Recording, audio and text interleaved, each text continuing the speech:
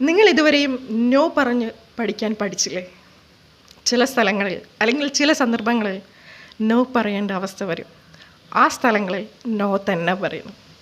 അങ്ങനെയുള്ള സന്ദർഭങ്ങളെക്കുറിച്ചൊന്ന് ചർച്ച ചെയ്തു പോയാലോ? ഇതുവരെ എല്ലാവരോടും മിസ്സാണോ പറഞ്ഞിട്ടുള്ളത്?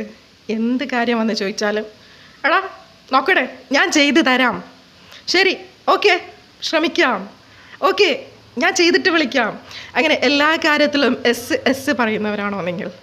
എന്നാൽ നിങ്ങളൊന്ന് ശ്രദ്ധിച്ചേ പറ്റുള്ളൂ കേട്ടോ. എല്ലാ കാര്യങ്ങൾക്കും നിങ്ങൾ എസ് പറയുവാണെങ്കിൽ നോയും കൂടെ പറയാൻ പഠിക്കും. ചില കാര്യങ്ങൾക്കൊക്കെ നിങ്ങളെക്കൊണ്ട് പറ്റാത്ത കാര്യമാണെങ്കിൽ അത് നോ എന്ന് മുഖത്ത് നോക്കി തന്നെ പറയണം. അപ്പുറത്ത് നിൽക്കുന്ന ആൾക്ക് ചിലപ്പോൾ കേൾക്കുമ്പോൾ ചെറുതായിട്ടൊന്ന് ഫീൽ ചെയ്തേക്കാം, പക്ഷേ ആ ഫീലിങ്സ് അതോടുകൂടി തീരും. എല്ലാത്തിലും എസ് പറയുവാണെങ്കിൽ അവർ നിങ്ങളെ പതിയെ പതിയെ മുതലെടുക്കാൻ ശ്രമിച്ചുകൊണ്ടിരിക്കും.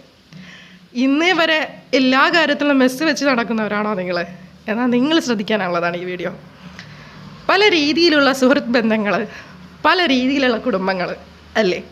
നമുക്ക് എല്ലാവർക്കും ഉണ്ട് കുടുംബങ്ങളും സുഹൃത്തുക്കളും എല്ലാം ഉണ്ട്. എല്ലാം നല്ലതിന് തന്നെ. പക്ഷേ എല്ലാവരും നമ്മുടെ സൗഖ്യത്തിന് വേണ്ടിയിട്ട് പ്രവർത്തിക്കുന്നവരാണോ? നമ്മളൊന്ന് ചിന്തിക്കണം.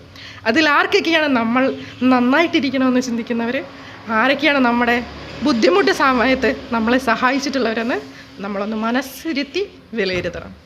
അവരുടെ കൂടെ നിൽക്കണം കേട്ടോ നമ്മൾ. കാരണം അവർ നമുക്കൊപ്പം നിന്നവരാണ്. പക്ഷേ നമ്മൾ യൂട്ടിലൈസ് ചെയ്യുന്നവർ, നമ്മുടെ എനർജി തിന്നുന്നവർ, നമ്മളെ കൊണ്ട് മാത്രം മുതലെടുത്ത് ജീവിക്കുന്നവർ ആദ്യമൊക്കെ വന്ന് ചോദിക്കും, എടാ എന്നെ ഒന്ന് ഹെൽപ്പ് ചെയ്യാവോ? ഓക്കെ അളിയാ ചെയ്യാം. വീണ്ടും വന്ന് ചോദിക്കും, എന്നെ ഒന്ന് ഹെൽപ്പ് ചെയ്യാവോ? വീണ്ടും വീണ്ടും വീണ്ടും വന്ന് നിങ്ങളെ ബുദ്ധിമുട്ടിപ്പിക്കുമ്പോൾ വീണ്ടും വീണ്ടും ചെയ്ത് തരാമെന്ന് പറയുന്നത് അവർക്ക് കൊടുക്കുന്ന ഒരു പ്രോമിസാണ്. നീ ചെയ്തില്ലെങ്കിലും കുഴപ്പമില്ല, നിനക്ക് വേണ്ടിയിട്ട് ഞാനെല്ലാം ചെയ്യുന്നുണ്ടല്ലോ എന്ന്. ഒരു കണക്കിന് നമ്മൾ അവരെ മടിയന്മാരാക്കുകയല്ലേ? അതിൻ്റെ ആവശ്യമില്ല.